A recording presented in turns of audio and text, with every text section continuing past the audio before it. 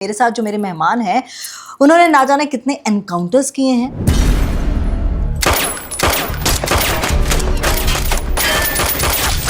ऐसे ऑफिसर हैं जिन्हें 7 गैलेंट्री अवार्ड से नवाजा गया है।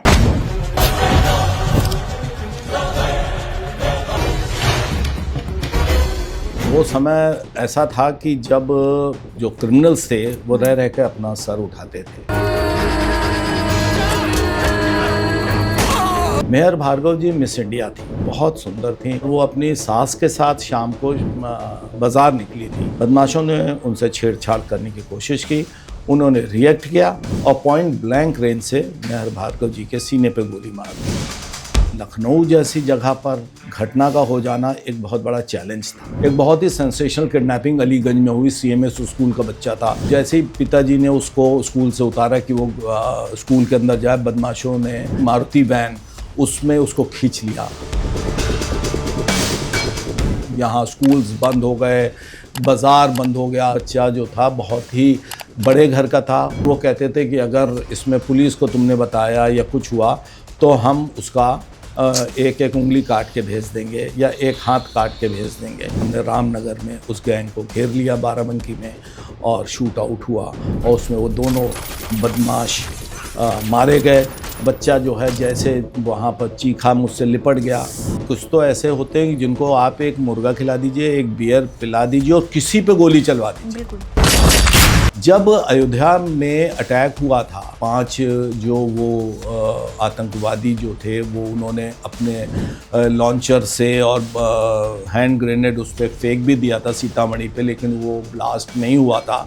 और वहाँ पर उस समय पीएसी के जवान खाना खा रहे थे। उन्होंने किचन पे से ही फायरिंग शुरू की थी इंडिस्क्रिमिनेटली और उसमें 5 वो मार दिए थे।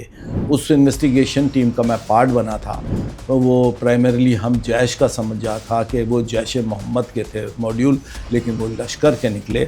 मैं 16 आईएसआई के केसेस में वादी मुकदमा हूँ और आज 13 आतंकवादी ऐसे हैं जो कि मेरी गवाही पर विभिन्न जेलों में आजीवन कारावास पे हैं। उनके अंदर एक जुनून है कि मरने के बाद उन्हें जो है जन्नत हासिल होगी और जन्नत में उनका जिस तरह से एंटरटेनमेंट होगा वो उसी चीज़ को बस उसी इमेजिनेशन में जी रहे होते हैं। ढाका और मुर्शिदाबाद के माध्यम से यहाँ पाकिस्तान का एक जो टेररिस्ट था वो यहाँ लखनऊ आया और यहाँ पर उसने किराए पर एक मकान लेके अपने आप को ब्राह्मण करते हुए और यहाँ पर उसने आधार कार्ड बनवाया। 6 आदमियों को यहाँ बुला भी लिया था जिनको कि वो यहाँ आर्मी की भर्ती हो रही थी, उसमें उनको भर्ती करा दिया था। मैडम आरुषि हत्याकांड में जो एसआईटी बनी थी मैं उसका मेंबर। कोर्ट ने उनके माँ बाप को एक्विटल भी कर दिया है। आपको लगता है तो माँ बाप थे?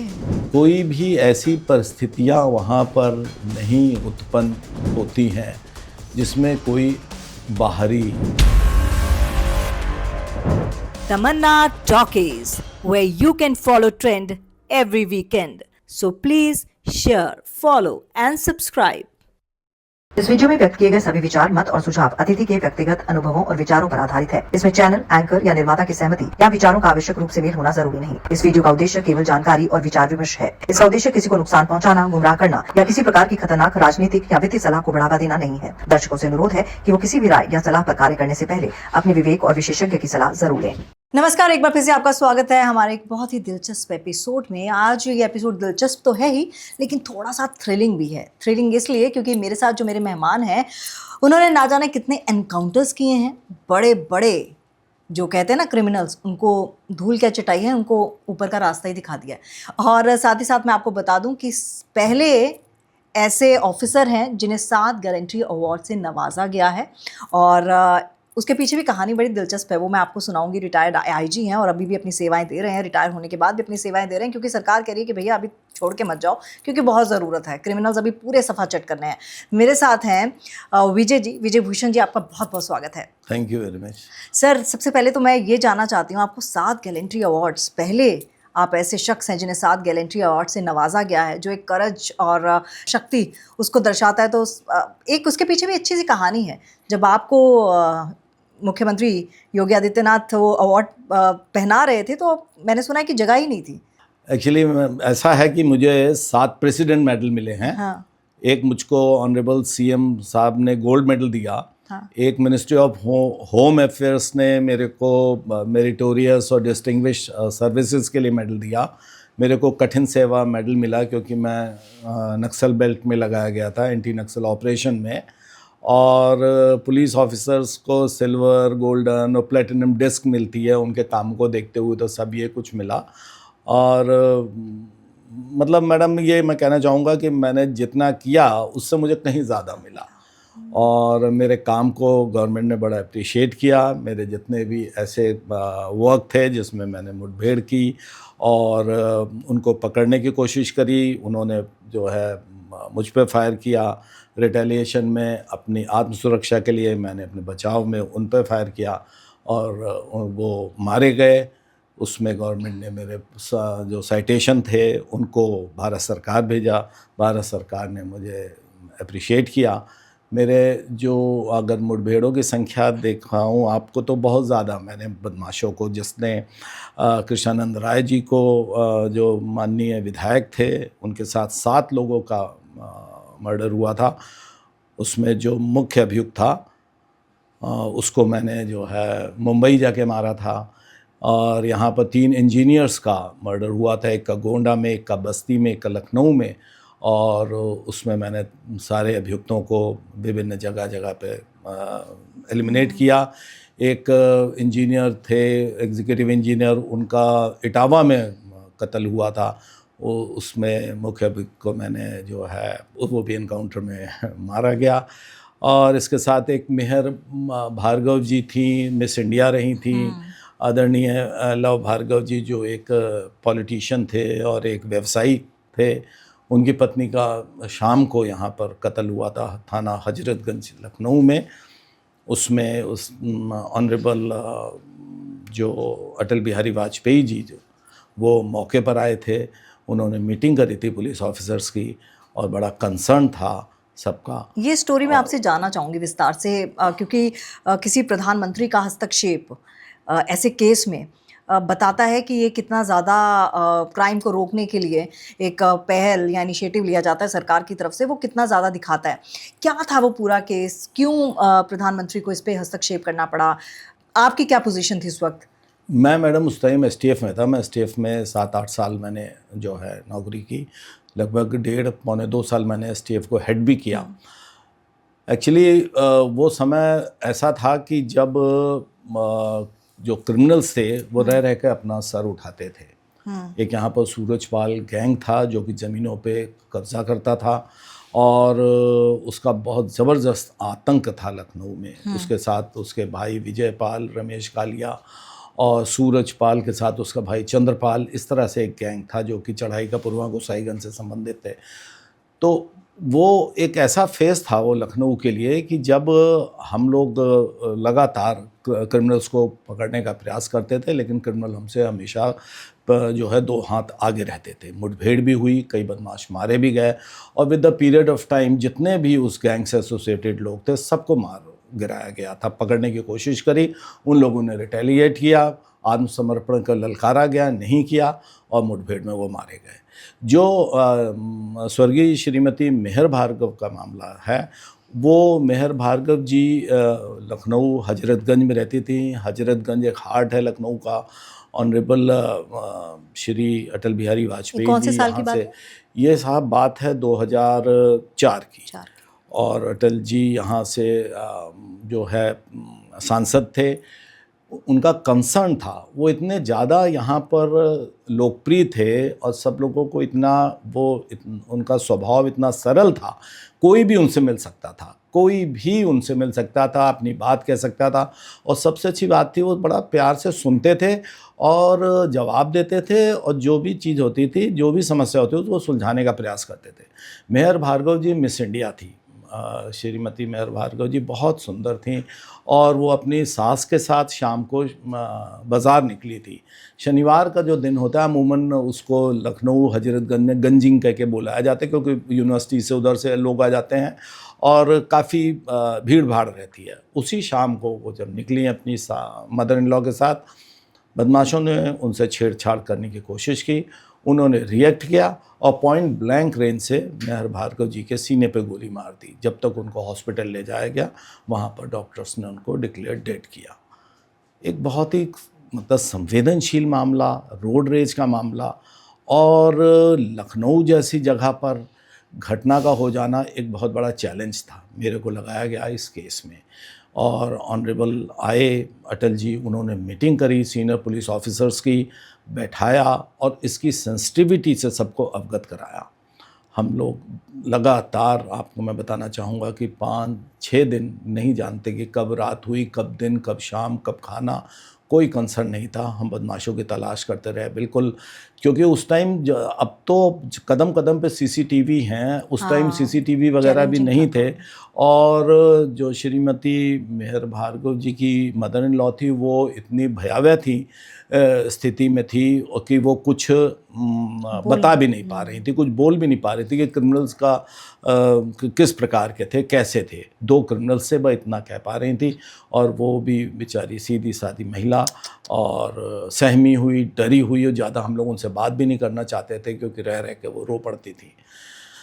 5वें दिन की बात है मैडम कि उसमें हमें कुछ ऐसे टिप्स मिले, हमने जगह को रेड किया, वहाँ से वो जो है स्नीक आउट हो गए, बदमाश निकल गए। मड़ियाँव थाना अंतर्गत हमने उनको जो वहाँ पर हम पहुँचे, उनका पीछा करते हुए, और उनको हमने ललकारा। वहाँ पर उन दोनों को हमने हर संभव प्रयास किया, क्योंकि हम पूछना चाहते थे, उनसे पूछताछ करना चाहते थे, इसलिए गिरफ्तारी का हर संभव प्रयास किया। और उन्होंने जो है गिरफ्तारी एवेड की, हम पे फायर किया, और आत्मसमर्पण नहीं करना किया उन्होंने। हमने जो है आत्मसुरक्षार्थ जो फायर किया, उससे वो दोनों जख्मी हुए। उनको लेकर हम हॉस्पिटल पहुँचे, और दोनों बदमाश जो है वहाँ पर ब्रॉड डेड बताए। तो ये था कि एक बहुत ही जनपद में ऐसा माहौल हुआ, एक लोगों में आत्मविश्वास जागा, विशेषकर पुलिस के प्रति और एसटीएफ के प्रति, कि अगर कोई किसी प्रकार का ऐसा क्राइम करेगा तो उसका निश्चित तौर पे उसको सज़ा मिलेगी। और वहाँ से फिर पीएमओ से हमको अप्रिसिएशन आया, और उस प्रकरण में मेरे को राष्ट्रपति का पदक मिला अदम्य साहस और शौर्य प्रदर्शित करने पर। 2004 की आप ये बात जी, कह रहे हैं ना? जी, उस वक्त सपा सरकार थी।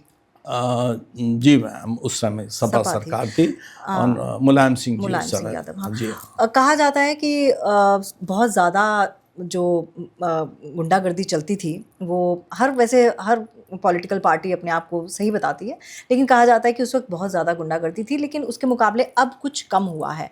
क्या आपको लगता है कि वाकई क्राइम अब उत्तर प्रदेश की अगर मैं बात करूं तो कम हुआ है, और उसके पीछे क्या रीजंस हैं कम होने के? क्योंकि आपने जैसे बताया कि हम कोशिश करते हैं गिरफ्तारी करने की, लेकिन अभी हम देख रहे हैं ढेर सारे एनकाउंटर्स हो रहे हैं, गाड़ी पलटती है और जो क्रिमिनल होता है वो मारा जाता है। हमने ऐसा कई बार देखा है। क्या वाकई ही मंशा यही रहती है कि आप गिरफ्तार करें और उसके बाद इंटेरोगेशंस करें, या फिर अब चीज़ें बदल गई हैं, अब आपको स्ट्रिक्ट एक्शंस लेने पड़ेंगे?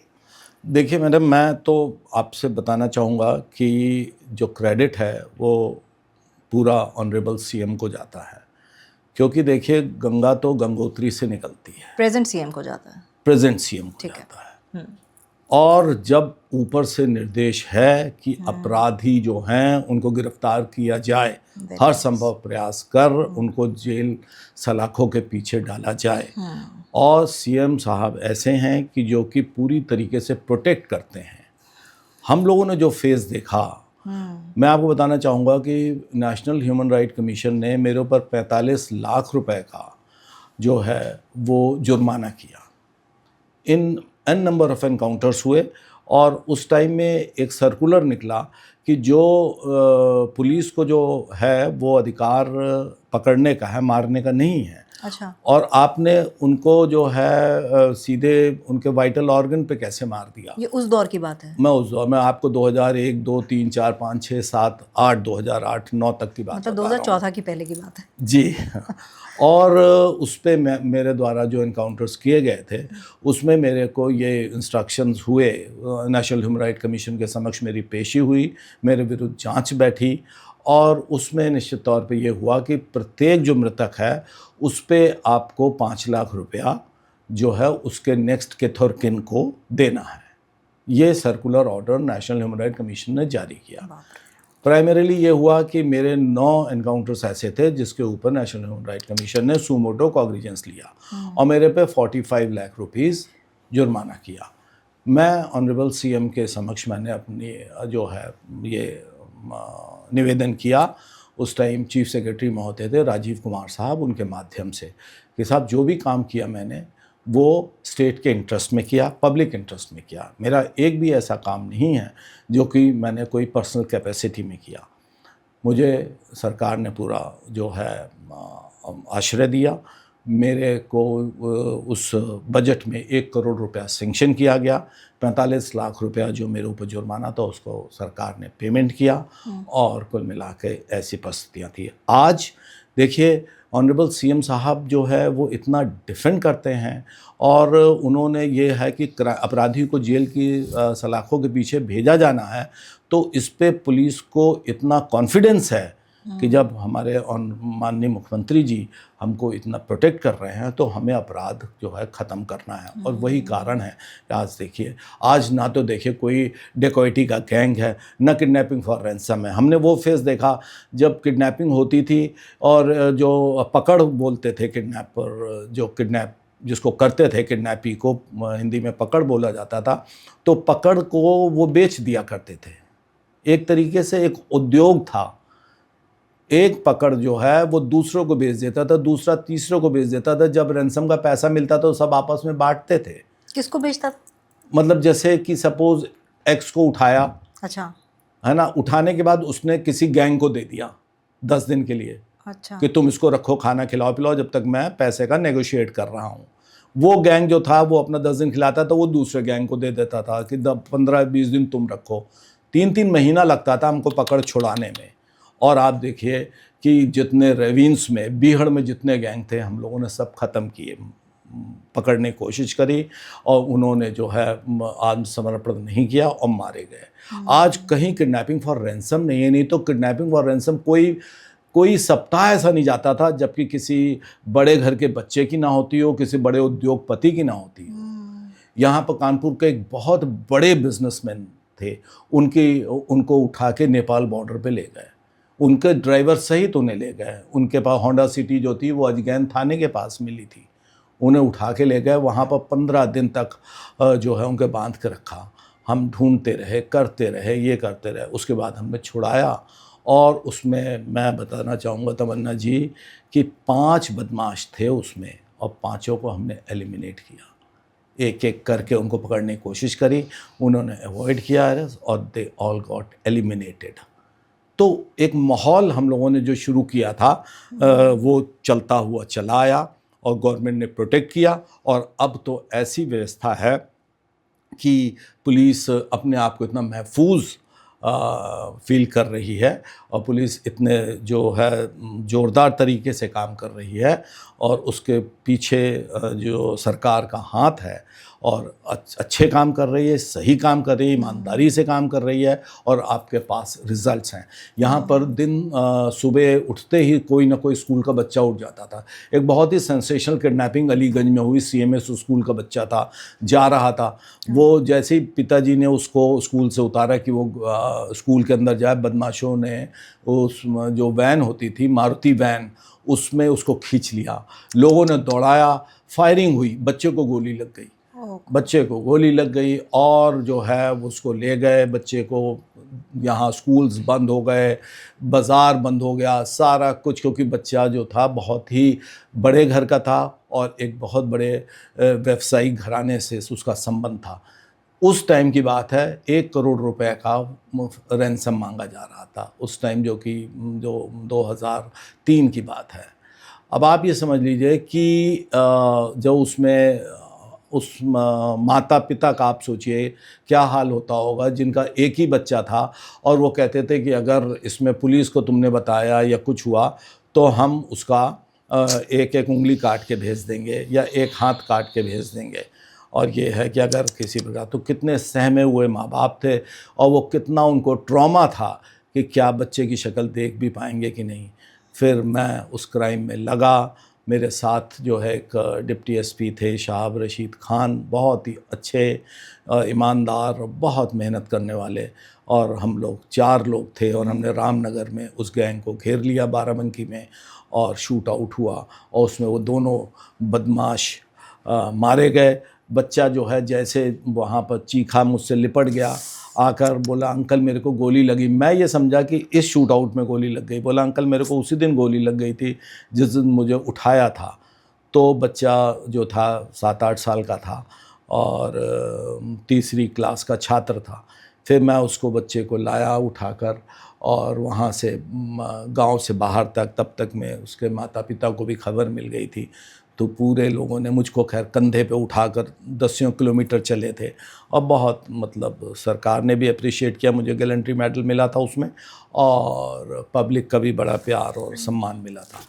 तो कुल मिला के ये है कि मैडम काम भी किया और मतलब what to say about, I am very much satisfied with the things. Mean say what I have done got appreciated by the government, by the people at large and by everybody ठीक है। else. अब जैसे आपने बताया कि आपने बच्चे को बचाया, कभी कभी ऐसा रहता है कि नहीं हो पाया? यस मैडम, है केस। यहाँ लखनऊ में किडनैपिंग हुई थी। एक बहुत ही अच्छे घर का बच्चा था, उसको उन्होंने उठाया और वो उसको जो है उन्होंने बांध के रखा और उसको इंजेक्शन लगाते रहे और बच्चा वो रोता बहुत था। बच्चा था 5वीं क्लास का छात्र था। 1 दिन इंजेक्शन लगाया, 2 दिन इंजेक्शन लगाया, 3 दिन वो ओवरडोज हो गया और बच्चा बेचारा जो है बच्चा मर गया। मैं आपको बता नहीं सकता कि जब मैंने वहाँ पर जो है कमरे, वो ट्यूबवेल में दरवाज़ा तोड़ा, मैं अंदर घुसा तो बच्चे की बॉडी देख के मैं हतप्रभ रह गया। मुझे इतना उदासी मेरे मन में छाई कि मैं बता नहीं सकता। बदमाश वहाँ से भाग निकले थे, बच्चे की लाश सामने पड़ी थी और फिर मैंने जो है ट्रैक किया, बदमाशों को पकड़ने की कोशिश करी और चौथे दिन मैं बदमाशों को जो है पकड़ने के दौरान मुठभेड़ में मैंने बदमाशों को मारा। मुझे बहुत सेटिस्फेक्शन है उस बात का, लेकिन दुख इस बात का है कि कोई भी उसका जो है निर्दोष बच्चा, अच्छे परिवार का सुंदर सा बच्चा, 5वीं क्लास का छात्र और जो है ओवरडोज की वजह से मर गया। देखिए ये भी है, मैं बताना चाहूँगा किडनैपिंग अब तो खैर बिल्कुल नहीं है, बहुत ही रेयरेस्ट ऑफ द रेयर कहीं आपको सुनने को मिलता है।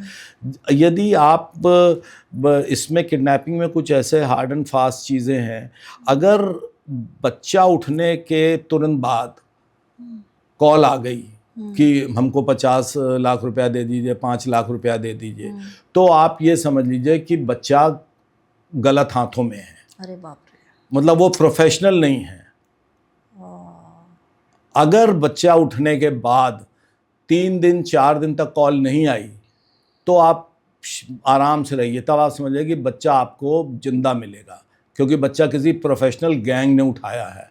ये बड़ा ही हार्ड एंड फास्ट और बहुत ही मतलब आजमाया हुआ फॉर्मूला है, क्योंकि जो प्रोफेशनल गैंग होता था वो बच्चे को आराम से पहले 3-4 दिन रखता था, खिलाता था, दूध पिलाता था, वो करता था, सेवा पानी करता था, बच्चे को अब उस माहौल में ढालने का प्रयास करता था। लेकिन जो नॉन प्रोफेशनल गैंग होते थे वो इम्पेशेंट होते थे कि कैसे भी हो फटाफट पैसा मिले, और वो उस चक्कर में कभी धतूरा वगैरह चटाते बच्चे को, कभी इंजेक्शन लगाते हैं बेहोशी का, कभी वो करते हैं। इसमें जो ऐसे कई केसेस हैं जिसमें कि बच्चे की कैजुअल्टी हुई। मुख्तार अंसारी ने ही एक उनको उठाया था, जो कि कोयले के रुंगटा साहब, कोयले के बहुत बड़े व्यापारी थे, उनको इंजेक्शन लगवाता था और अल्टीमेटली रुंगटा साहब की डेथ हो गई थी, क्योंकि रुंगटा साहब को वैसे भी शुगर के पेशेंट थे और 10 दिन तक उनको इंजेक्शन लगाता रहा वो, और अल्टीमेटली वो बेचारे मर गए। तो कुल मिला के ये है कि अपराधी जो है वो अरेस्ट होना डिज़र्व करता है और उस सलाखों के पीछे ही रहना चाहिए। अपराध का एक अच्छी व्यवस्था में, एक सही जहाँ पर विकास की धारा बह रही हो, वहाँ पर अपराधी का कोई स्थान नहीं है। और अपराधी अगर गिरफ्तारी के दौरान रिटेलिएट करता है, आप पर फायर करता है, तो आप निश्चित तौर पर अपने आत्म सुरक्षार्थ फायर करेंगे और जो है उसमें अपराधी कि गोली लगेगी, क्योंकि आप ट्रेंड है, अपराधी इतना ट्रेंड नहीं है, आप अपने को बचाते हुए उसमें जो है उसे मारेंगे। सर, ये व्यवस्था है। बिल्कुल। जैसे उत्तर प्रदेश की अगर मैं बात करूं, देखिए अब हम पंजाब में भी सुनते हैं, पंजाब में भी बहुत गैंग वॉर है, लॉरेंस बिश्नोई गैंग, बम्बी हा गैंग, ये सब चीज़ें हैं।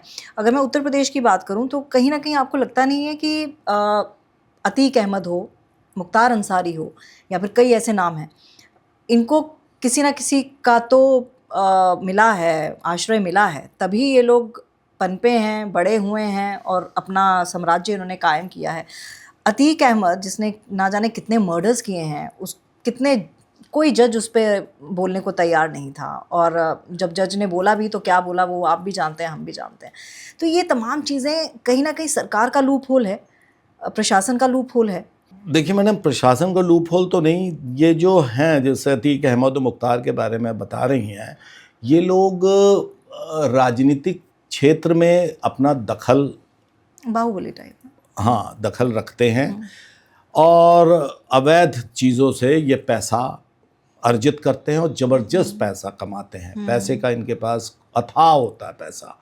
और देखिए वो इस तरीके से अपने जो अनएम्प्लॉयड यूथ है, अशिक्षित यूथ है, उसको वो अपना ऑरा दिखा करके अपने पास रखते हैं और उनको पालते पोसते हैं। मैं आपको बताना चाहूँगा, मैंने अतीक के और मुख्तार के जो शूटर्स थे, उनके कई ऐसे शूटर्स को मैंने गिरफ़्तार करने की कोशिश करी और गिरफ़्तारी के दौरान वो मुठभेड़ में मारे गए। एक उसका बड़ा टॉप शूटर था, उसको मैंने बम्बई जाके मारा था, मलाड़ थाना के अंतर्गत, दिन में 2:30 बजे। तो ये है कि वो जो और अपना जो क्षेत्र तैयार कर लेते हैं, क्षेत्र में जो मेन सबसे दबा हुआ तबका है, उसकी वो सेवा पानी बहुत करते हैं। जैसे कि कुछ नहीं हुआ तो वहाँ 50 ठेले दिलवा दिए कि चलो तुम मूंगफली का ठेला, तुम केले का लगाओ, तुम उसका लगाओ। इस तरीके से उन पे एक कारोबार उनको दे देते हैं। गरीब आदमी को 2 रोटी मिलनी चाहिए, 2 टाइम का खाना मिलना चाहिए। वो जब उसको वहाँ पर वो इतना उनके लॉयल हो जाता है कि व्यवस्था कोई भी रहे, कैसा भी रहे, वो चुनाव जीत जाते हैं और चुनाव जीतकर वो अपना जो है वर्चस्व स्थापित करने का हर गवर्नमेंट में प्रयास करते। वो किसी भी सरकार के नहीं होते, वो किसी भी सरकार के नहीं होते और किसी के अपने नहीं होते। मौका लगता है तो अपने ही शूटर्स को मरवा देते हैं, मौका लगता है तो अपने ही जो आदमी को मरवा देते हैं और मार देते हैं।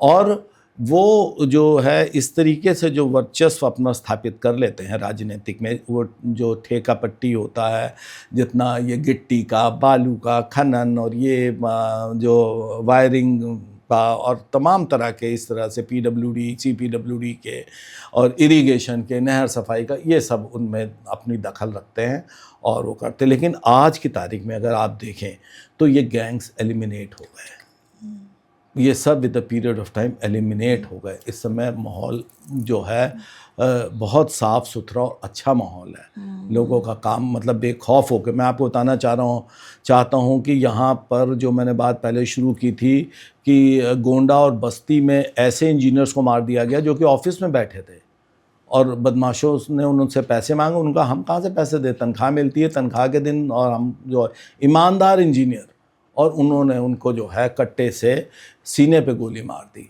और वो वहीं पर बेचारे उन्होंने दम तोड़ दिया। एक जगह तो ऐसा था, बदमाशों ने मार के इंजीनियर के ऊपर अपने मोटरसाइकिल से तेल निकाल के उसके ऊपर तेल डाल के आग ही लगा दी। तो इस तरीके से वो अपना टेरर कायम करते थे ताकि किसी इंजीनियर की हिम्मत ना हो।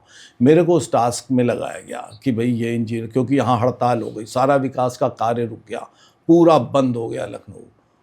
फिर मैं लगा रहा उस काम में और मैंने जो है 3 बदमाशों को उसमें एलिमिनेट किया और मुझे इतना सेटिस्फेक्शन मिला, क्योंकि उसमें जो कॉल करते थे उनकी रिकॉर्डिंग जो इंजीनियर्स आके सुनाते थे, वो ये कहते थे कि भाई अपनी बीवी को कह दे कि अगर कल तक पैसा नहीं आया तो सफ़ेद साड़ी पहन ले, सफ़ेद साड़ी पहन ले, क्योंकि अब बस जितना रंगीन साड़ी पहनने के दिन उसके ख़त्म होने वाले हैं कल से।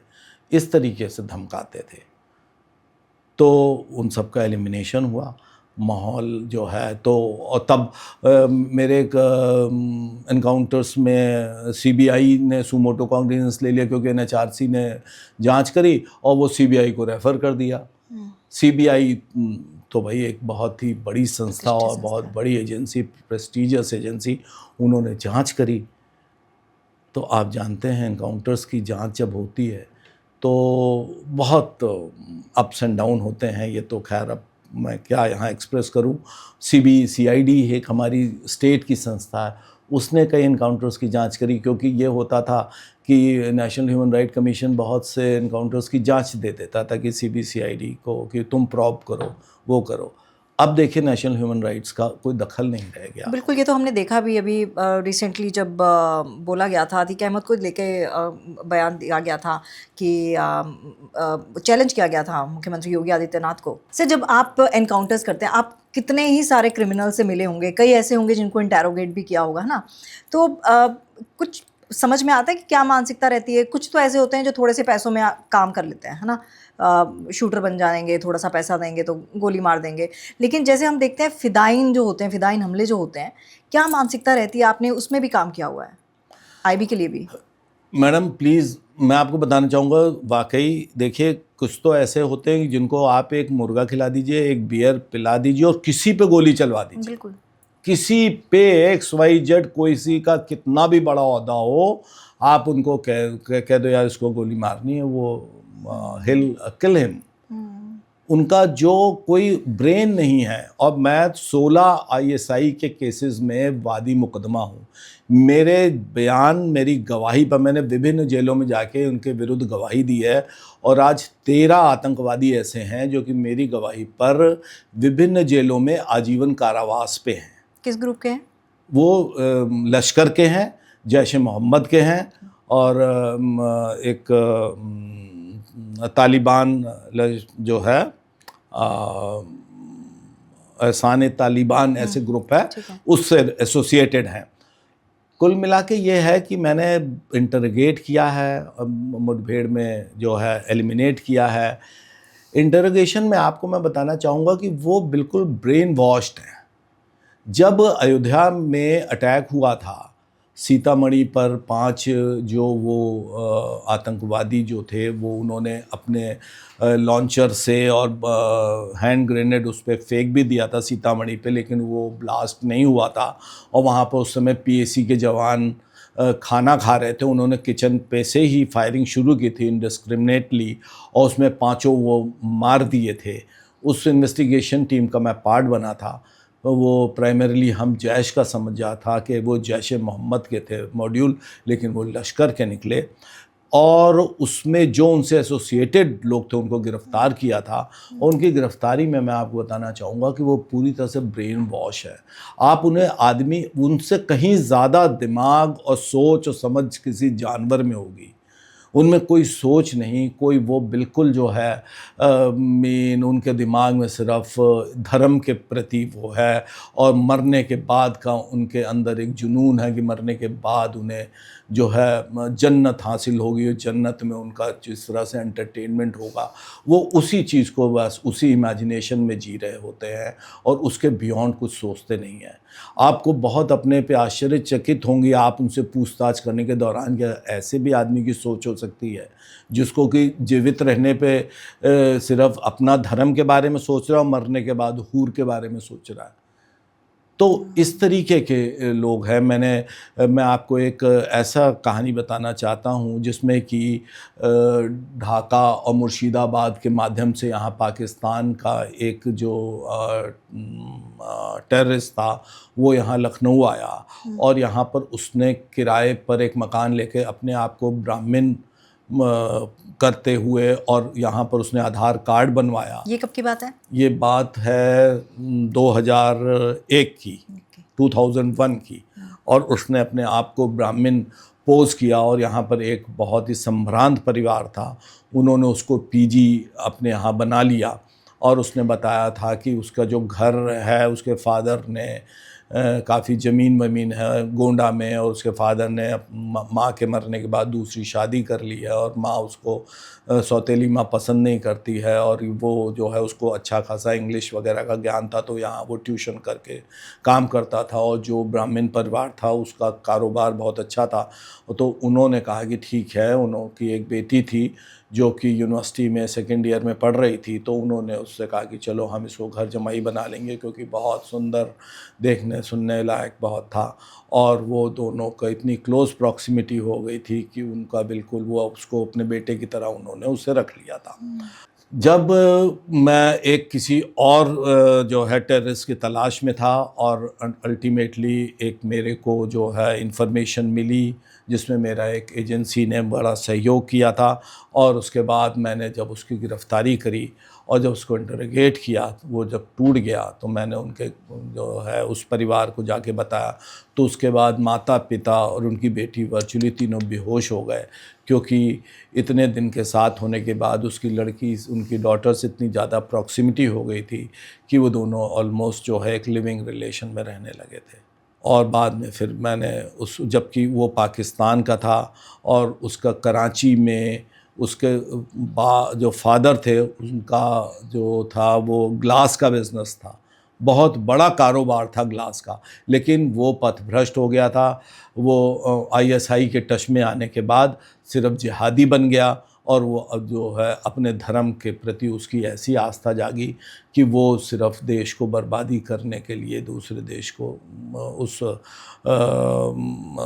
एम में लग गया, और उसने जो है 6 आदमियों को, जिस रूट से वो आया था मुर्शिदाबाद से होता हुआ यहाँ पर, उसने 6 आदमियों को यहाँ बुला भी लिया था, जिनको कि वो यहाँ आर्मी की भर्ती हो रही थी, उसमें उनको भर्ती करा दिया था।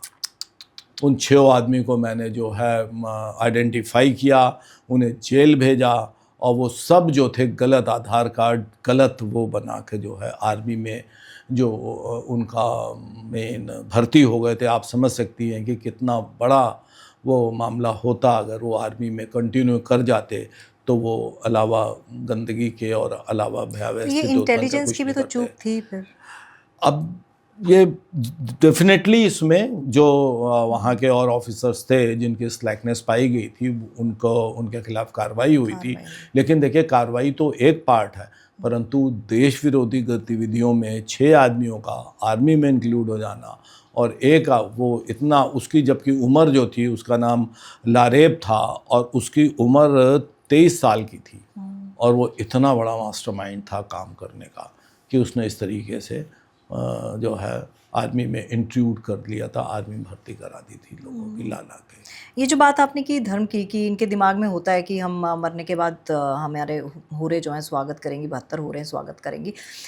धर्म को लेकर कई बार ये भी मुद्दा उठा है कि आखिरकार मुसलमानों पे ही कार्रवाई क्यों होती है। बुलडोज़र कार्रवाई की हम बात करते हैं, बुलडोज़र कार्रवाई अब बंद हो गई है खैर, लेकिन ये मुद्दा भी उठा था कि भाई मुसलमान ही क्यों। आपको लगता है कि ये धर्म बेस्ड है या रिलीजन बेस्ड है, रिलीजन बाइस्ड है अगर मैं बोलूँ तो?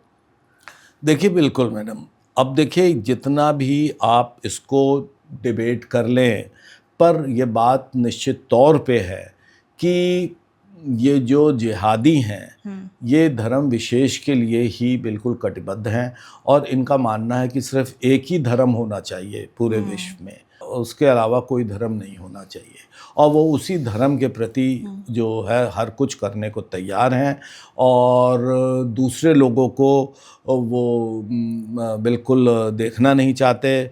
उन्हें जो है वो एंटी समझते हैं एस्टेब्लिशमेंट, और एंटी उन्हें समझते हैं कि उनको कोई जीने का अधिकार नहीं है। तभी आप ये देखिए कि रह रह कर कहीं ना कहीं, चाहे हमारे यहाँ चाहे यूरोप में, कभी किसी भीड़ भाड़ वाले एरिया में कोई गाड़ी लेके घुस जाता है, 10-15 को मार देता है, कहीं कोई स्टैबिंग कर देता है, कहीं वो कर, तो ये कुल मिलाकर जो है उन धर्म विशेष के लोगों का इस प्रकार से इन्वॉल्व होना, अब मैं आपको बता सकता हूँ कि 99% तो यही है। बाकी 1% वेरी हो सकता है कि कोई और धर्म का आदमी किसी प्रकार से किसी भी अन्य एक्टिविटी के बारे में सोचता हो, लेकिन 99% सिर्फ हूर के चक्कर में, और जो है अपने धर्म के को प्रोपेगेट करने के लिए, अपने धर्म विशेष को पूरे विश्व में फैलाने के लिए ही कटिबद्ध हैं और उसके लिए वो जान देने को तैयार हैं, जान लेने को तैयार हैं और ब्रेन वॉश्ड हैं। मैं आपको बताना चाहता हूँ, अगर आप बात कभी कर लेंगे उनसे तो आप इमेजिन नहीं कर सकते कि कोई आदमी किस हद तक जो है, किस हद तक बिल्कुल कुछ और सोच ही नहीं सकता इसके अलावा। सिर्फ धर्म, सिर्फ धर्म, इंसानियत नहीं, कोई मतलब, इंसानियत से कोई मतलब नहीं। अब मेरे को मौका मिला ही आपके साथ बैठने का, अभी मुझे याद आया, जैसे आप बता रहे हैं धर्म विशेष, और साथ ही साथ आपने बताया कि लखनऊ की आपने बात की, अभी रिसेंटली जो दिल्ली के लाल किला में हुआ है उसमें भी देखिए ना आप, डॉक्टर्स आप शामिल बिल्कुल हैं। वो देखिए कितने वो लर्नेड हैं। आप ये देख लीजिए, सीधी सी बात, जो WTC में सारे जो थे वो सब टॉप के पायलट थे। हाँ, आपका जो प्लेन है वो एयर ट्रैफिक कंट्रोल के माध्यम से चलता, बिना नीचे से इंस्ट्रक्शंस के जहाज एक फिट नहीं बढ़ सकता। लेकिन उसके बाद भी आप ये देखिए कि पॉइंट ब्लैंक उन्होंने डैश मारा जाके WTC में। वो कितने स्किल्ड पायलट होंगे, कितने प्रोफेशनल होंगे, कितने इंटेलिजेंट होंगे और कितने टॉप लेवल के पायलट होंगे कि जिन्होंने बिना ATC के कंट्रोल के, अगर भाई साइड से भी तो निकल सकता था WTC के, या होता सिर्फ विंग टकराती, जहाज क्रैश हो जाता। लेकिन आप ये देखिए इतने जो है 1.5 लाख गैलन जो फ्यूल लेकर के और पॉइंट ब्लैंक उस पर मारना, और इस एंटिसिपेशन के साथ कि एक पर्टिकुलर टेम्परेचर पर जब वहाँ रेज होगा तो जो आयरन है, स्टील है, वो मेल्ट हो जाएगा। तो और उन्होंने वो किया और सक्सेसफुल रहे अपने मिशन में। और कितना ज़बरदस्त त्रासदी हुई, 4000 लोग मारे गए। तो कुल मिला के ये है कि हमारी जो कई एजेंसीज़ हैं लगातार काम करती हैं, हमारे ऑफिसर्स लगे रहते हैं, एक एक करके जो है इंफॉर्मेशंस देते हैं। इंफॉर्मेशंस को आप कितना उसको डेवलप कर पाते हैं। मैंने जैसे आपसे कहा, मुझको इंफॉर्मेशन जो है मिली और एजेंसी ने इंफॉर्मेशन दी, मैंने उस पर काम किया और 100% 100% मैंने रिज़ल्ट दिया। जिस भी टास्क में मुझे लगाया गया मैंने वो पूरा रिज़ल्ट आपके सामने रखा और रहा। आज मेरे को गवर्नमेंट ने जीवन पर्यंत सुरक्षा दे रखी है मेरे को, जो है, क्योंकि गवर्नमेंट सोचती है, मैंने कभी रिक्वेस्ट नहीं करी, गवर्नमेंट से मांगी भी नहीं, क्योंकि मैंने काम सिर्फ जो है अपराध को ख़त्म करने के लिए, अपराधियों को एलिमिनेट करने के लिए, और उस दिशा में मैंने काम किया। मैं अपनी गलत काम नहीं किया कभी मैंने, इसलिए मैं अपनी सिक्योरिटी के प्रति कभी चिंतित नहीं रहा। लेकिन उसके बाद भी गवर्नमेंट ने समझा कि इसको आवश्यकता है, तो गवर्नमेंट ने मेरे को सुरक्षा दी हुई है। अच्छा, आप लोगों के पास तो बहुत बड़ा जिगरा होता है, आप एनकाउंटर करते हैं, एनकाउंटर हो गया, शख्स चला गया, आपको सेटिस्फैक्शन होती है।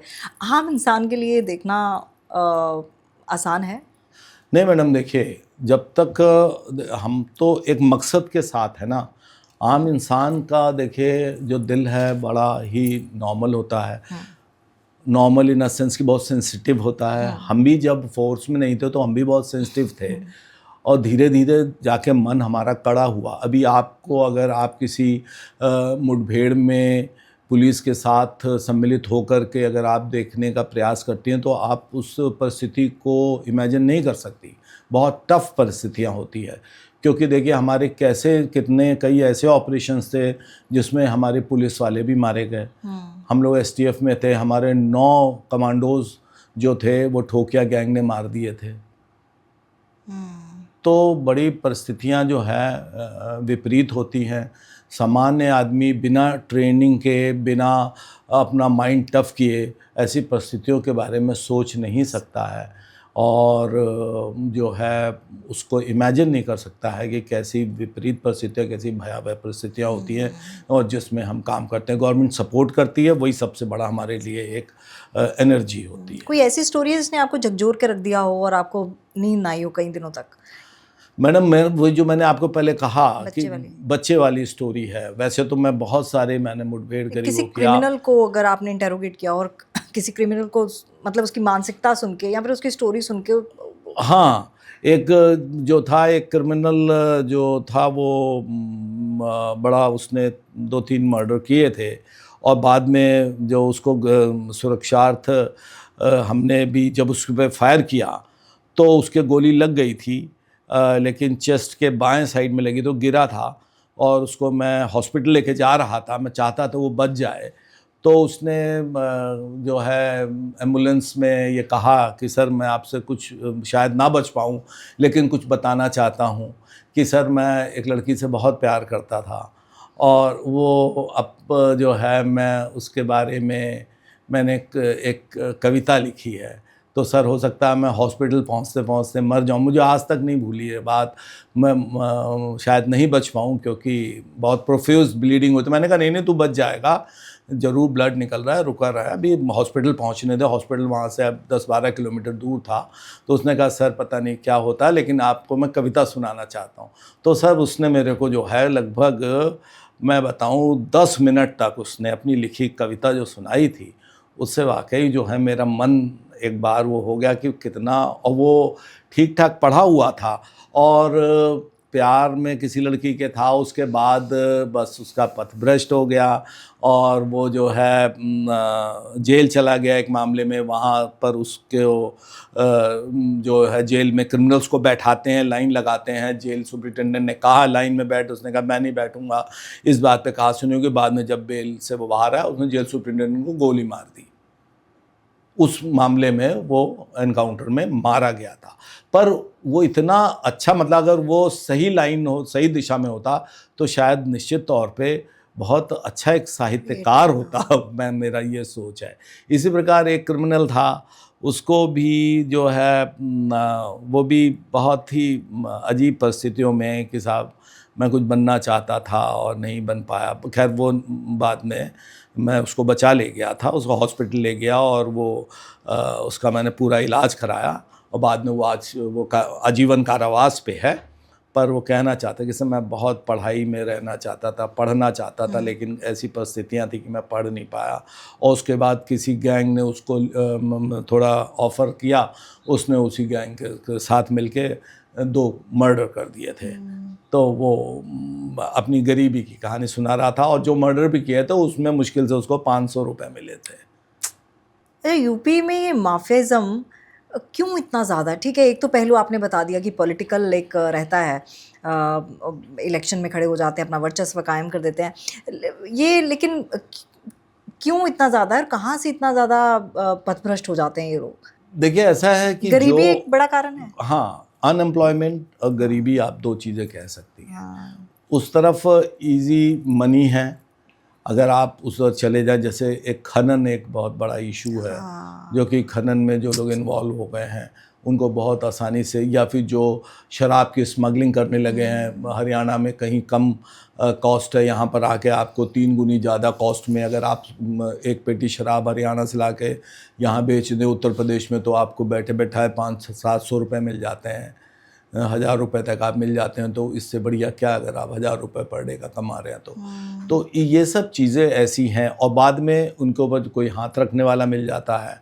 तो वो फिर जो है और मतलब प्रॉस्पर होते हैं। और माफियाइज़म जो है, जो उनको हाथ रखता है, जो 10 आदमी पाल लेता है वो माफिया बन जाता है। फिर वो उनको अपनी तरह से यूज़ करता है और अपना प्रभाव किसी पर्टिकुलर क्षेत्र में बनाता है और अल्टीमेटली कोशिश करता है कि किसी तरीके से कोई ना कोई राजनीतिक स्तर अपनाने का प्रयास करूं। परंतु वर्तमान में परिस्थितियां बिल्कुल विपरीत हैं, अब कोई माफिया बनने के कोशिश नहीं करता है।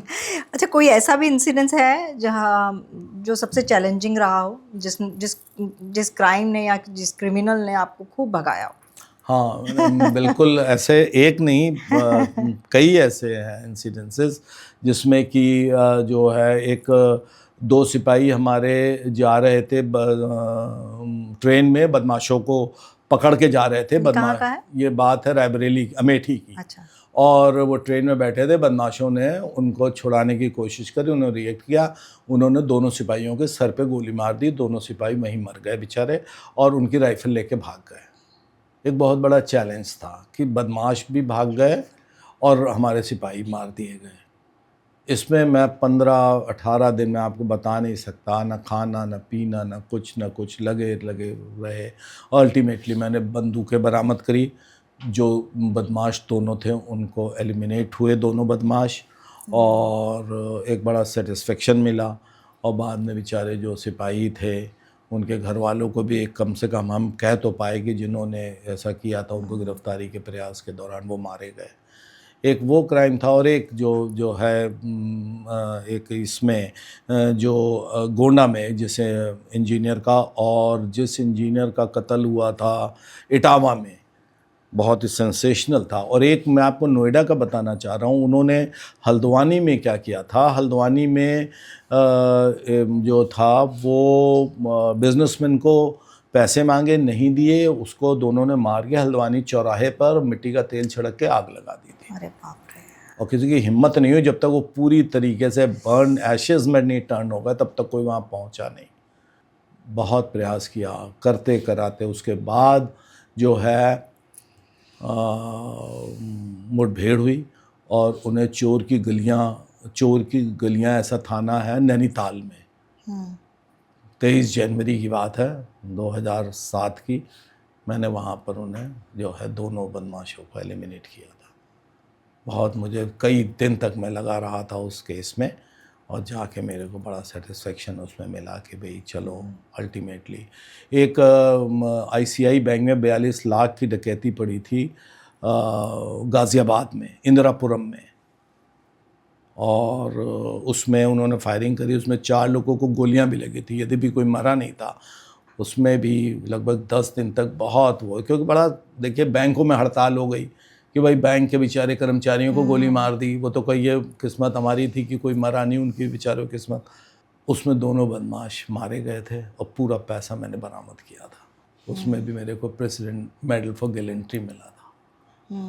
तो कुल मिला के मैम ये है, काम किया, अप्रिसिएशन मिला, आप जैसे सब ने, मीडिया ने बहुत सपोर्ट किया, और जहाँ जहाँ पर कुछ एडवर्स बातें हुई वहाँ गवर्नमेंट सपोर्ट में आई, और एक अच्छी जर्नी रही अभी तक की।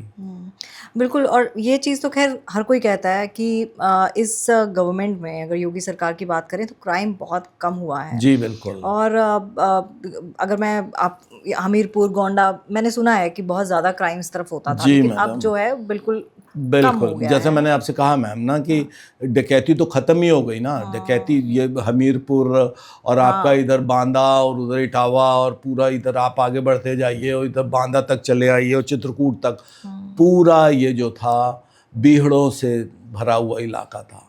रेप के मामलों में भी कमी आई है। हाँ, तमाम गैंग्स थे। और निश्चित तौर पे जब उधर कमी हुई तो सारे क्राइम्स पे इफेक्ट पड़ा। जैसे कई ऐसे ट्रेडेड रेपिस्ट थे, क्योंकि देखिए सबसे अनफॉर्चुनेट बात यह है ना कि आपके पास रेप की विक्टिम बहुत विपरीत परिस्थितियों में आती हैं। बहुत सी तो बेचारी अप्रोच ही नहीं करती। मैं आपको एक केस बताना चाह रहा हूँ।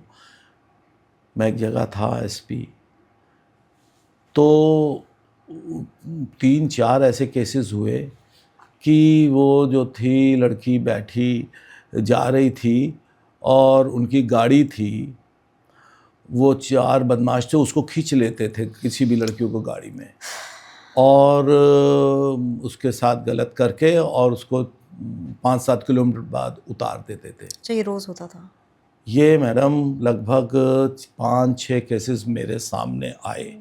जो गर्ल्स थी they refuse to say anything. Their parents said that they just do not want that girl should come before you, and I was in position that I even didn't ask anything to them unless their parents allow me to speak to them. So, but by somehow or some way, I came to know that something bad in fact has happened. तो एक सिर्फ ने मुझे approach किया। उन्होंने कहा कि sir मैं चाहता हूँ आप आए मेरे घर, और कोई नहीं आए। वो उसकी वाइफ थी। उसने कहा सर देखिए मैं मुकदमा नहीं लिखाऊंगा, मैंने आपके बारे में सुना बहुत है, इसीलिए मेरी हिम्मत हुई कि मैं आपको बुलाऊं। उसने बुलाया, उन्होंने मुझे चाय पिलाई। उन्होंने कहा देखिए सर मेरी वाइफ आ रही थी सब्जी लेकर और उसके साथ ऐसा ऐसा हुआ है। रेप? जी। मैं नहीं चाहता हूँ कि वो कोई मैं रिपोर्ट लिखाऊं, लेकिन मैं सर आपको बताना चाह रहा हूँ कि एक गाड़ी जो थी उसमें 4 लड़के थे, उन्होंने उसको खींच लिया और साहब ऐसे करके 7-8 किलोमीटर बाद उतार दिया। बाद में वो अपना चली आई। तो सर मैं चाहता हूँ कि आप सर कुछ करें, कोई बोलेगा नहीं, लेकिन मैं आपको बताऊँ कैसे कई मामले हुए। फिर मैंने रिकनेक्ट किया पिछले 8-10 केसेस से। तब मेरे को था गैंग जो है वो स्ट्रांगली काम को, जब 7-8 मेरे सामने आ गए तो वो ना जाने क्या करेंगे। फिर मैडम मैं आपको बताना चाहूँगा, मैंने पूरे डेडिकेशन के साथ अपनी टीम के साथ मैं लगा और मैंने उनको पकड़ लिया, और फिर जो मैंने किया वो इतिहास ही जानता है। तो कुल मिला के ये है। आप कि बताना जब- चाहेंगे क्या किया, ताकि क्योंकि मुझे भी ऐसा लगता है कि रेप जैसी चीज़ ना बहुत ही घिनौनी चीज़ है। आप किसी मतलब आप थोड़े पल के अपने सुख के लिए ना एक शख्स का पूरा जिंदगी आप ट्रॉमा पूरा में जिंदगी वो लड़की, वो पत्नी कभी जीवन में वो ट्रॉमा नहीं भूल सकती जो उनके कभी भी। साथ हुआ। और मुझे लगता है कि चाहे भारत जो भी। में हर जितने भी हमारी जनरेशन की लड़कियां हैं, अब तो खैर बच्चे, अब तो पेरेंट्स इतने अवेयर हो गए हैं कि पेरेंट्स बच्चों को बोलते हैं कि जो भी होगा हमें बताओ, ऐसा होता है ना। अब हमारी जनरेशन थी वो इतना नहीं बोलती थी, तो मुझे लगता है हमारी जनरेशन के लड़कियों ने तो कुछ ना कुछ इस तरह का झेला ही हुआ है, कम ज़्यादा वो झेला हुआ है। बस यही है ना मैम कि फिर जो मैंने किया, अभी वो जेल में ही हैं, पर मैंने जो किया वो जीवन में कभी किसी माँ बहन पत्नी किसी महिला की तरफ आंख उठा के नहीं देख सकते। बस मैंने ये किया, वो मैं नहीं पॉडकास्ट में एक्सप्रेस कर पाऊँगा। जो मैंने किया वो मैंने किया कि वो कभी जीवन में इतना हिम्मत नहीं हो सकती कि वो किसी भी महिला को पूरी तरीके से आंख भर के देख भी सके। तो मेरे को बहुत इस बात का सेटिस्फेक्शन है कि कम से कम उस आदमी ने मुझसे कहा कि सर मुझे आपसे अपेक्षा है कि आप कुछ करेंगे, और मैं उसकी उम्मीदों पे खरा उतरा। वो आदमी मेरे पास आया, उसने कहा और मेरे हाथ पकड़ के रोने लगा, और सर वो हुआ। तो ऐसा हुआ। एक बड़ी अच्छी बात मैं आपको बताऊं, अभी आप मौका दे रहे हैं तो एक बार क्या हुआ, मैं जगह एसपी था, तो मुझे रात में 3 बजे फ़ोन आया एक लेडी का। उस लेडी ने कहा कि एसपी बोल, क्योंकि रात में 3-4 बजे एसपी को तभी फ़ोन आता है जब कोई घटना हो गई होती है, और मैं हमेशा फ़ोन अपने सिरहाने रखता था, ऑलवेज, क्योंकि फर्स्ट हैंड इन्फॉर्मेशन अगर भाई कंट्रोल रूम को क्या नहीं मिला। मैंने कहा कि हाँ बताओ क्या बात है। बोली सर मैं ये जो फ़ोन कर रही हूँ फिर मैं आपको ना तो मिलूँगी और ना कभी फ़ोन करूँगी। तो मैंने कहा बात क्या है। बोली सर फला हॉस्पिटल के बेड नंबर फला पे एक बच्चा है और मैंने उसे अभी डिलीवर किया है। वो उसका इलीगल बच्चा था। बोली और सर मैं बड़ी अच्छी फैमिली से हूँ और मैं जा रही हूँ। तो मैंने कहा तुमने मुझसे क्यों कहा। बोले सर आपके बारे में मुझे किसी ने बताया था और सर मैं डिलीवरी के बाद मैं जा रही हूँ। और ये कह के उसने फ़ोन काट दिया। मैंने उलट के फिर फ़ोन मिलाया पीसीओ से, नहीं मिला, फिर मिलाया नहीं मिला, फिर मिला नहीं मिला, फिर तीसरी चौथी बार में पीसीओ वाले ने उठाया। बोला हम साहब, मैंने कहा मैं एसपी बोल रहा हूँ, अभी किसने मुझसे बात करी।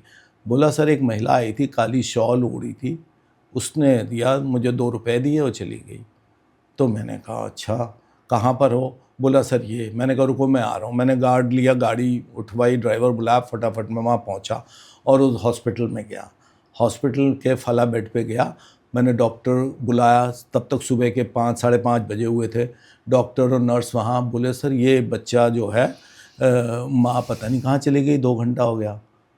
तो मैंने कहा बच्चे की तबीयत कैसी है। तो उन्होंने कहा हम इसको वेंटिलेटर पे ले जा रहे थे लेकिन कोई था ही नहीं पैसा देने वाला और ना कुछ कहने वाला, इसलिए रखा हुआ है। तो मैंने कहा आप इसको वेंटिलेटर पे ले जाओ, मैं इसको बताता हूँ। तो बोले सब बच्चा आपसे संबंधित है। मैंने कहा किसी से नहीं, तुम पहले रखो। फिर उस बच्चे को उन्होंने वेंटिलेटर पे ले गए। अब मैं एसपी था तो आप जानते ही हैं एसपी पावरफुल होता है। खैर उसको वेंटिलेटर पे रखा उन्होंने। बोले इसकी माँ, फिर माँ तो कह गई थी मैं नहीं लौटूंगी। फिर मैं उस बच्चे को 4-5 दिन में आता रहा, देखता रहा। 6-7 दिन का बच्चा होगा, वेंटिलेटर से बाहर आया। उस बच्चे को निमोनिया हो गया था। बेबी बॉय था और गोरा चिट्टा वो था। फिर मैंने कहा कि जो है इसको, वहाँ पर कई संस्थाएं थीं, वो था वहाँ पर। फिर एक डॉक्टर थे, उनका नर्सिंग होम था बहुत बड़ा उस पर्टिकुलर डिस्ट्रिक्ट में। मैं बताऊंगा नहीं पूरा डिटेल मैडम, हाँ, ठीक क्योंकि है, अब वो बच्चा है ना। privacy, हाँ। तो वो उन्होंने वो डॉक्टर पति पत्नी जो थे वो मेरे पास आए। उन्होंने कहा कि सर मुझे पता लगा कि आपके पास कोई बच्चा है। तो मैंने कहा हाँ बताओ। बोले सर हम गोद लेना चाहते हैं। तो मैंने कहा अच्छा, उसमें कोई नॉर्म्स होते हैं कि अगर आप प्रेग्नेंट नहीं हो सकते तभी आप गोद ले सकते हैं किसी को, आपका बेबी नहीं हो सकता तो, क्योंकि कल को आपका बेबी हो गया तो बच्चे को तो आप इल ट्रीट करोगे ना। ये हॉस्पिटल की तरफ से नॉर्म्स होते हैं। नो नो नो, गवर्नमेंट के नॉर्म्स हैं जो आप किसी बच्चे को गोद लेने के नॉर्म्स हैं कि अगर आपके बच्चा नहीं होगा तभी आप गोद ले सकते हैं। ऐसे नहीं कि आपके 3 बच्चे हैं तो आप चौथा बच्चा गोद ले लो। तो मैंने कहा आप बताओ ऐसा है? बोले देखिए हम दोनों डॉक्टर हैं और नहीं हो है, मतलब हमारे नहीं हो रहा इशू, हमारे इतना ही और हमारा ये बहुत ह्यूज हॉस्पिटल। तो मैंने कहा कि अच्छा, फिर मैं उनको फैसिलिटेट कराया, एसडीएम को बुलाया, सारी फॉर्मेलिटी करी और उनको जो है मतलब रिस्पॉन्सिबिलिटी मैंने ली और उस बच्चे को उनको गोद दिया। उनका 22 करोड़ रुपया सालाना जो है आईटीआर जाता है और उनको दिया। और सिमिलर स्टोरी मैं बताऊंगा आपको नोएडा की। मुझे फ़ोन आया एक का कि सब वो एक बच्चा रो रहा है कूड़ेदान में और वो कुत्ते भौंक रहे हैं, कुत्ते लगे हुए हैं। तो मैंने कहा तुम कौन? बोला सर मैं तो जा रहा था, मैंने कहा आपको फ़ोन कर दूं, क्योंकि वहाँ पर जो है फ़ोन जगह जगह लिखे रहते हैं एसपी के ना नंबर। तो मैंने कहा अच्छा तुम वहीं जाओ, कुत्ता भगाओ, मैं आता हूँ। कुत्ता टच मैं पहुँचा तो अगर वो आदमी फ़ोन ना करता तो कुत्ते बच्चे को खींच ले गए होते। Just born baby girl.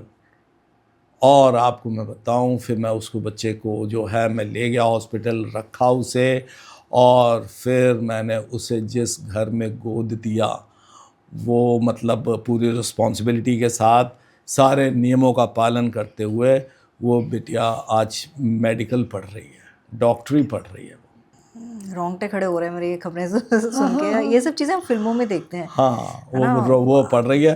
वो जो है वो मुझसे कई बार कह चुके पेरेंट्स हम आपसे मिलना चाहते हैं। मैंने कहा नहीं मुझसे मत मिलिए आपने। वो सोचे कि पुलिस से क्यों मिलाने लाए हैं, है ना। बच्चे के दिमाग में कोई बात आए ना, ये हो जाए। मैंने कहा नहीं। मैंने कहा उसको कुछ पता तो नहीं है? बोले नहीं सर बिल्कुल नहीं पता। मैंने कहा पता भी मत लगने दीजिएगा। बोले अच्छा। तो इतनी बढ़िया उन्होंने परवरिश करी कि आज वो डॉक्टरी की पढ़ाई में 3रे साल में।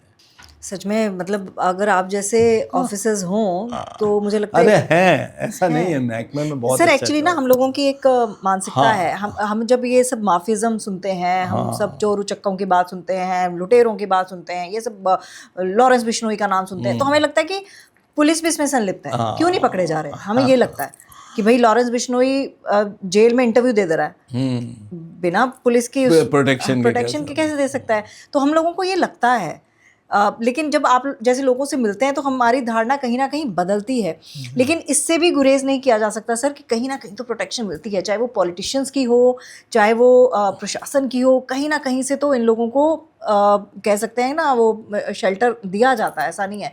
अभी मैं आपसे बात ही कर रही हूँ ऑफ द कैमरा कि मैंने अभी मनोज राजन जी का पॉडकास्ट किया था। उन्होंने एक बड़ी सही चीज़ कही थी कि अगर माफिया बीवी है ना तो जो पॉलिटिशियंस हैं वो उसके शौहर हैं। ये एक निकाह है। बहुत हाँ बहुत अच्छी एक्चुअली वो डायलॉग लिखते हैं फिल्मों के लिए। तो बहुत तो मुझे लगा कि बिल्कुल सटीक चीज़ है ये।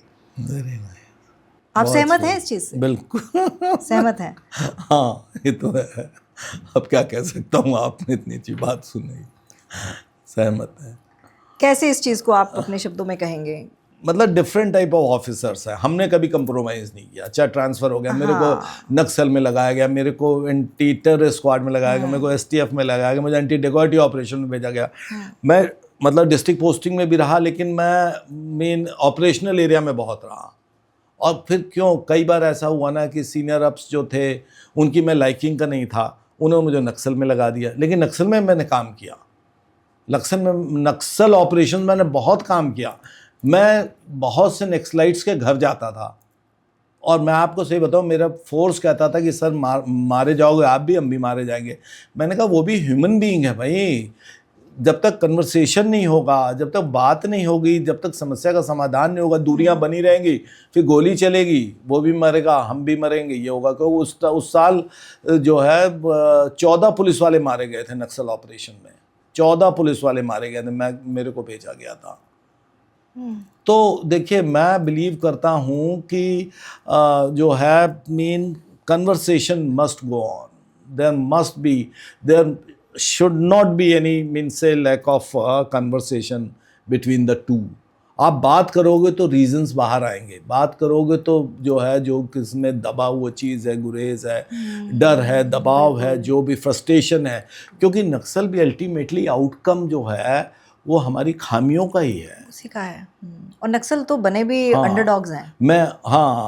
मैं देखिए, मैं वहाँ पर ना गवर्नमेंट कितना पैसा भेजती है उसमें जो है उनके डेवलपमेंट के लिए। मैं चूँकि वहाँ पर मैंने साड़ियाँ बंटवाई, जो साड़ी बाज़ार में जो थी 200-250 रुपए की थी, मेरे को 40 रुपए में मिली थी।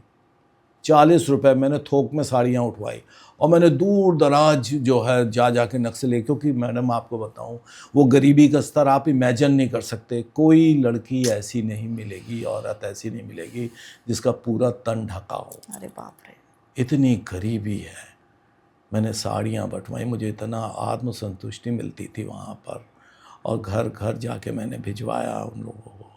और ये हुआ कि वो फिर बात करने मेरे पास आए, मुझे चाय भी पिलाते थे, और जो है मुझे वो खोया, वहाँ खोया बहुत खाते हैं, क्योंकि एक एक घर में 150-150 गाय हैं, और गाय कोई आधा लीटर दूध देती है, कोई 1 पाव, क्योंकि चारा तो होता नहीं, गाय छोड़ देते हैं, वो जंगल में चरती रहती है, शाम को आके आधा लीटर दूध दे देती है। वो बेचारे खोया बनाते रहते हैं। तो वास्तविकता ये है ना मैडम, जो आप ये क्राइम और उसकी बात कर रहे हैं, प्रोटेक्शन की, इसमें यह है सब लोग एक जैसे नहीं होते। जब सिस्टम में ब्लॉट तब आता है जब आप कहीं ना कहीं कंप्रोमाइज़ करें कि मुझे पोस्टिंग चाहिए, या आप चाहें कि मुझे ऐसी जगह पोस्टिंग चाहिए जहाँ पर at least I should get something, है ना मैम। अगर आप में लालच नहीं है मैडम, लालच नहीं है, तो आप जीवन में बहुत संतुष्ट रहेंगे, मेरा तो ये मानना है। वैसे आपके कार्यकाल में आपको क्या लगा, पॉलिटिशियंस माफिया के कंट्रोल में है या माफिया पॉलिटिशियंस को कंट्रोल में करता है? देखिए मैडम, इसमें तो जो है पॉलिटिशियंस तो बहुत स्ट्रांग होते हैं। पॉलिटिशियन, हमको तो कोई ऐसा नहीं मिला जिसने कि ये कहा हो ये करो ये नहीं करो, कभी नहीं। किसी ने किसी लेवल तक कभी दबाव नहीं दिया। मैं तो बहुत सारी गवर्नमेंट में मैंने काम किया, बहुत सी, मैं 84 बैच का हूँ, बहुत सी कभी किसी उसमें नहीं। और ये ज़रूर है कि मेरे बहुत सारे इनकाउंटर्स की इंक्वायरीज सेटअप हुई, लेकिन कहीं कहीं किसी प्रकार से कोई पॉलिटिकल वो नहीं था। कई ऐसे भी बदमाश मारेगा जिनको बड़ा ज़्यादा पॉलिटिकल प्रोटेक्शन सो कॉल्ड था, लेकिन I got them eliminated without any hitch, without any hesitation. पर मैडम मैं बताऊं, अगर आप कंप्रोमाइज़ नहीं करोगे, जबकि मालूम है उसको कि ये जो है काम सही करता है, जब ये लेवल आप पे लग जाएगा तो आपको लोग जो है रिस्पेक्ट भी करेंगे, आपको ड्यू रिगार्ड भी करेंगे। और ये जो बात आपने की ना, बातचीत की, एक मेरा पॉडकास्ट सुनील गुप्ता जी के साथ भी हुआ था, जो तिहाड़ के एक्स जेलर हैं जी। उन्होंने भी एक उनकी एक लिखी हुई किताब पर मूवी भी अभी रिलीज़ हुई है। अच्छा जी। हाँ जी। तो उन्होंने भी ये चीज़ बोली थी, मैंने उनसे पूछा था, क्योंकि आप लोगों का ये पहलू हम नहीं जानते जी। हमें लगता है सख्त स्वभाव और जाते ही कोड़े मारते होंगे, पिस्तौल से गोलियां चला दी, हमें ये पता है। ये वाला पहलू हम नहीं जानते कि एक सॉफ्ट कॉर्नर है, कि कोई बच्चा मिला तो आपने बोला वेंटिलेटर पे मैं खर्चा दूंगा, ये सब नहीं जानते। तो उन्होंने भी ये बात बोली थी। मैंने उनसे पूछा कि आपने कभी मतलब किसी क्रिमिनल से या किसी ऐसे शख्स से फांसी लगने से पहले बात करी? तो उन्होंने बोला हमें, हमारी ये ड्यूटी होती है बात करना, क्योंकि हमें पता चलता है उसकी मेंटेलिटी का कि वो बिल्कुल बदलना चाहता है या बहुत अच्छी बात है ना, कह रही है कि वो बदलना चाहता है या अभी भी वो वही क्रिमिनल ही रहना चाहता है। तो वो बताते हैं कि जो हाई प्रोफाइल क्रिमिनल्स आते हैं ना, वो अपना रुतबा जेल में भी वैसा ही रखते हैं, वैसे ही रखते हैं कि सलाम ठोको हमें और ये करो। मतलब वही तो मैंने बताया ना, जेल सुप्रिटेंडेंट का मर्डर इसलिए हुआ, उसने कहा लाइन पे बैठो, उसने कहा मैं कभी, आप जहाँ मैं बैठता हूँ वहीं से लाइन शुरू होती है। ये उसने जबरदस्ती लाइन में बैठाया। उसने जिस दिन बेल आउट हुआ उसके दूसरे दिन बेचारे उसने जेल सुप्रीटेंडेंट को मार दिया। मैं एक बात और बताऊं आपको, मैं बुलंदशहर में था, एक सुबह मैं निकला था, किसी क्राइम सीन पे मैं जा रहा था, और मैं वहाँ पर चौराहे पर, सुबह का टाइम था, मैं खड़ा हुआ था, मतलब चौराहे पे खड़ा हुआ था, क्योंकि कोई रीज़न था, मैं पता नहीं क्यों खड़ा हो गया था, कोई रीज़न था। मैंने कहा गाड़ी यहीं रोक यार, मैं देख रहा था वहाँ कलाम चौराहे के आगे, उधर से एक रिक्शा आ रहा था मैडम। रिक्शा में एक लेडी बैठी थी, एक यंग लेडी बैठी थी, एक ओल्ड लेडी बैठी थी। तो नॉर्मली कुछ नहीं, बस ठीक है बैठी जा रही थी। मैं वेट, अच्छा एक्चुअली यस, मतलब किसी somebody had to come वो सीन दिखाने के लिए जहाँ पर घटना हुई थी। तो मैंने कहा तुम मुझे चौराहे पे मिलना, मैं पहुँच रहा हूँ। तो फिर वो क्या हुआ, एकदम रिक्शा जैसी मेरे पास आया, वो बड़ी तेज चिल्लाई लेडी, बहुत तेज, और रिक्शा वाला रिक्शे में ब्रेक फंसा के भाग गया। अच्छा। 1 मिनट को मेरे को समझ नहीं आया कि व्हाट एक्चुअली हैपन, किसी ने टक्कर मार दी या क्या। वो देखा तो वो जो यंग लेडी थी वो प्रेग्नेंट थी, और वो नीचे सरक गई, और उसकी जो माँ थी या सास थी वो बगल में उसके बैठी थी, वो उसके सामने आ गई, और वो भी बड़ी कस के चिल्लाई।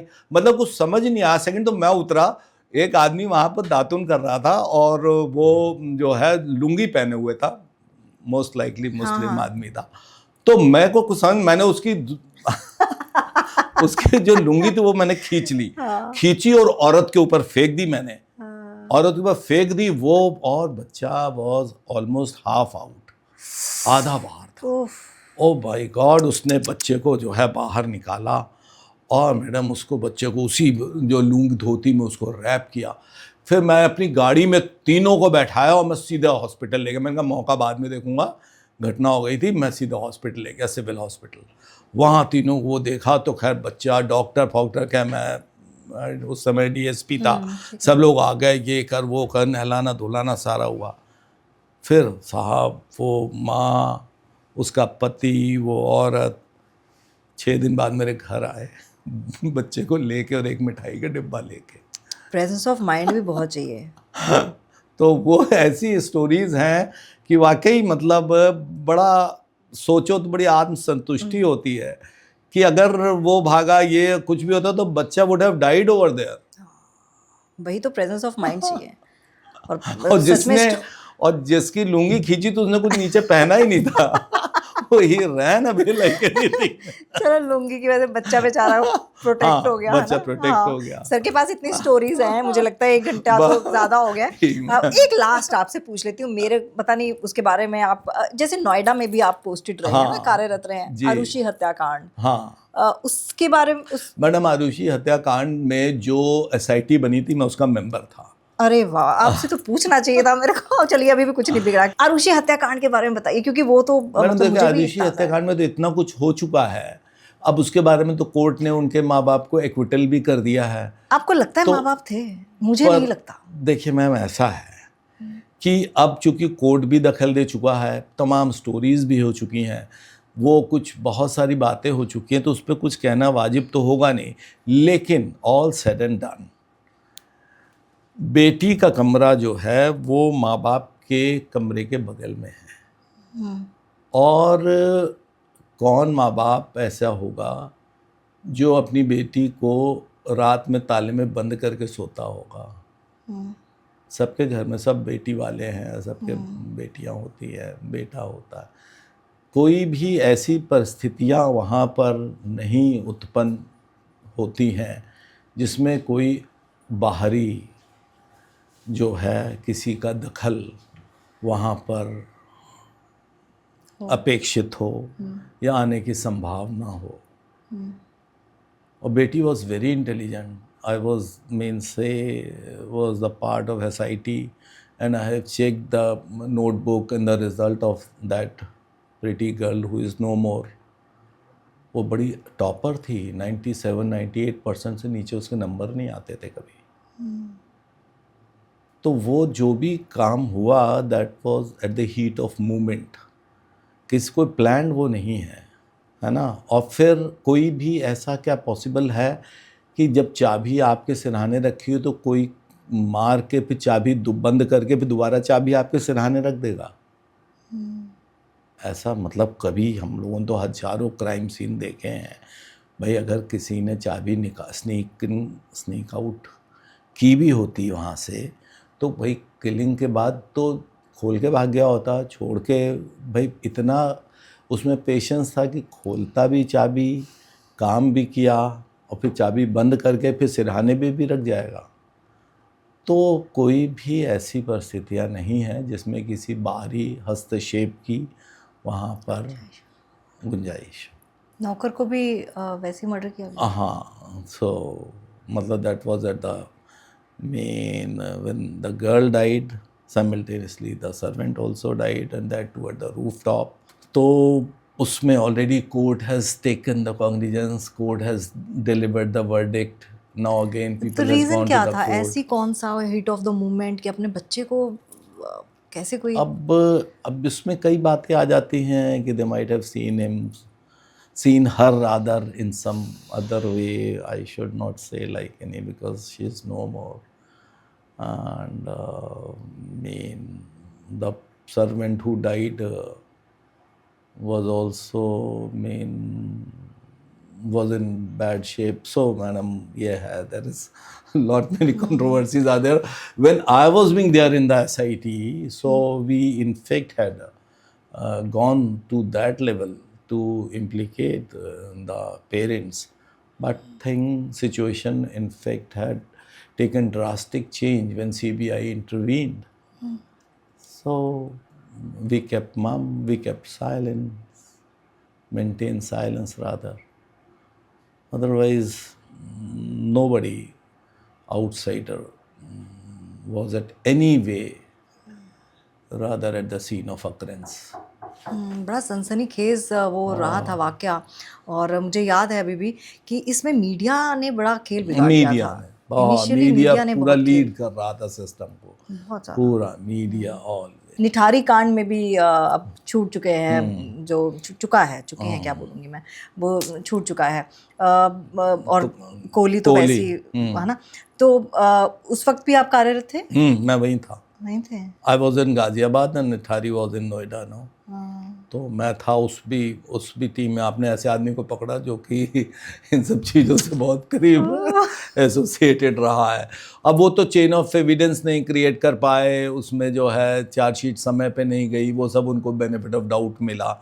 Otherwise the person who just got release should have been hanged. चलिए सर से प्रॉमिस लेते हैं, क्योंकि टाइम बहुत लंबा हो गया है। सर से प्रॉमिस लेते हैं कि अगले एपिसोड में निठारी कांड और आरुषि हत्याकांड और बाकी भी जितने भी बड़ी मेन एनकाउंटर्स का एनकाउंटर्स, हाँ, वो हम अगले एपिसोड में पूछेंगे। अभी सर आपने इतनी ज़्यादा मतलब इंटरेस्टिंग स्टोरीज, और सबसे बड़ी बात की जो आप लोगों का पहलू ये देखने को मिला है, जो सॉफ्ट पहलू है, मुझे लगता है कि उससे काफ़ी लोग नहीं अभी तक वो जानते होंगे, नदारद होंगे, लेकिन ये पहलू जानने की बहुत ज़रूरत है लोगों को। क्योंकि हम लोग सोचते हैं कि स्ट्रिक्ट और मतलब बात अप्रोचेबल नहीं होते आप लोग, और हम लोग कतराते हैं किसी की शिकायत करने की, क्या ही मिलेगा यार, क्या करना है, वो हमें वापस फ़ोन करते रहेंगे पुलिस वाले, हम ही तंग कर देंगे। लेकिन पुलिस आपके ही लिए है और पुलिस आपके ही सुरक्षा के लिए है, तो भरोसा जताइए। और जैसे कि सर ने कितने सारे लोगों को बचाया है और कईयों को जीवन दान दिया है, तो मुझे लगता है कि आप जैसे ऑफिसर्स और भी होंगे, और आप तो हैं ही, बहुत अच्छा काम कर रहे हैं, सराहनीय काम है, और ऐसे ऑफिसर्स बने रहेंगे। और अच्छा किया आपको रिटायरमेंट नहीं दी। पर मैडम, मैं जाने से पहले एक बात बताऊंगा ना कि फिर एंकर भी आप जैसा होना चाहिए, जो कि बहुत सी चीज़ें मैं ना तो मैं भूल भी चुका हूँ बहुत सी चीज़ें, पर आपने ऐसे मतलब कुरेद के होता है ना, निकाली मेरे अंदर से कि मेरी याद ताज़ा हो गई। और थैंक यू वेरी मच, आपने अपना इतना समय दिया मुझे, और आपने मुझे जो है बड़े पेशेंस के साथ सुना। अरे सर, मेरे को तो मजा आ रहा था, मेरे को तो कम लग रहा है ये। तो प्रॉमिस रहा, नेक्स्ट एपिसोड जल्दी करेंगे। श्योर I'll be चलिए सब्सक्राइब जरूर कीजिएगा। Thank you very much. Tamanna Talkies, where you can follow trend every weekend. So please share, follow and subscribe.